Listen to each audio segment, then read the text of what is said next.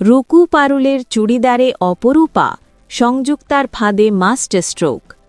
আজকের এপিসোডে প্রমাণ হল পারুল কখনোই ব্যাকআপ প্ল্যান ছাড়া ঝুঁকি নেয় না।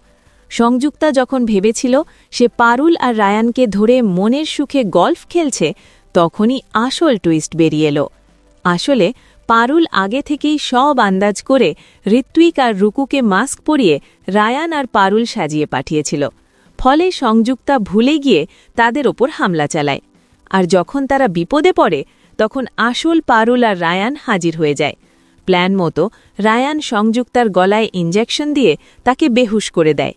এখন দেখার বিষয়, সংযুক্তাকে বেহুশ অবস্থায় এয়ারপোর্টের মধ্যে দিয়ে দেশে ফেরত আনার দৃশ্যটা কতটা সিনেমাটিকভাবে দেখানো হয়। দর্শকরা চাইছেন যেন সেটা একেবারে অক্ষয় কুমারের বেবি সিনেমার মতো ফিল দেয়। আর হ্যাঁ, রুকু অর্থাৎ অনন্যা দাসকে পারুলের চুড়িদারের সত্যি অপরূপা লাগছিল।